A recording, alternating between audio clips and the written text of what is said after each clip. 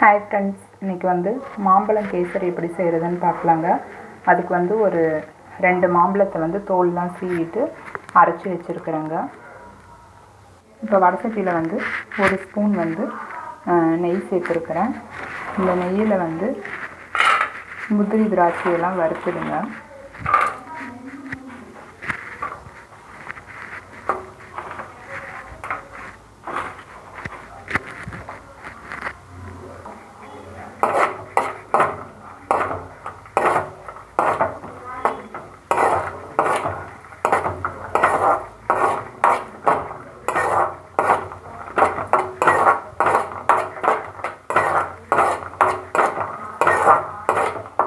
இப்போ முந்திரி திராட்சையெல்லாம் நெய்யில் வறுத்தாச்சுங்க. இதை ஒரு பிளேட்டில் எடுத்து வச்சுடுங்க. இப்போ அதே நெய்யில் 1 கிளாஸ் ரவை சேர்த்துக்கோங்க. இந்த ரவையை நல்லா வறுத்து வச்சுங்க.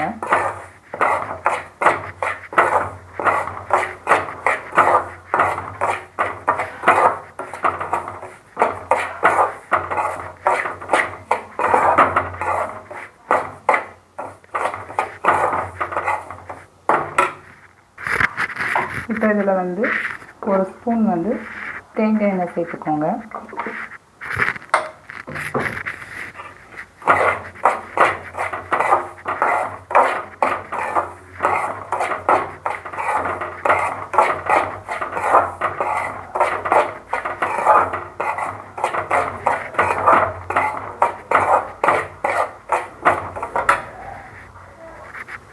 இப்போ இதில் தண்ணி சேர்த்துக்கோங்க ரவை வேகிறதுக்கு.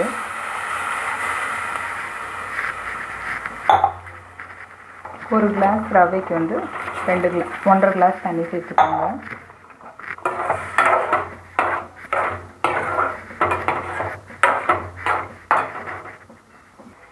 இப்போ ரவை வெந்துடுச்சு. இந்த ஸ்டேஜில் சர்க்கரை சேர்த்துக்கோங்க. 1 கிளாஸ் ரவைக்கு 1.5 கிளாஸ் சர்க்கரை சேர்த்துக்கோங்க.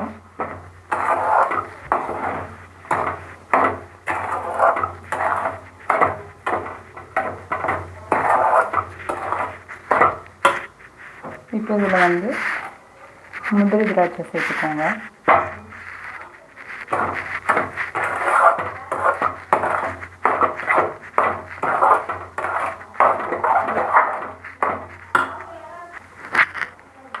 இப்போ சர்க்கரை மெல்ட் ஆகிடுச்சுங்க. நம்ம ஊற்றின நெய்யும் தேங்காய் எண்ணெய் மிதந்துடுச்சு. நமக்கு இன்னும் கொஞ்சம் எண்ணெய் பத்தலைனா தேங்காய் எண்ணெயாவது நெய்யாவது சேர்த்துக்கோங்க. இப்போ லைட்டாக உப்பு சேர்த்துக்கோங்க. இப்போ இதில் அரைச்சி வச்ச மாம்பழத்தை சேர்த்துக்கோங்க.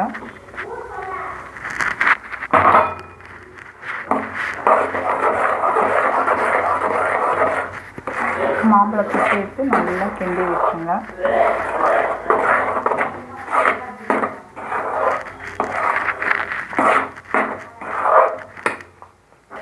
இப்போ இந்த அளவுக்கு நல்லா ஈவனாக கிண்டி விட்டுட்டு இப்போ இதில் மாம்பழத்தை இப்படி குட்டி குட்டியாக கட் பண்ணி விட்டு சேர்த்துக்கோங்க.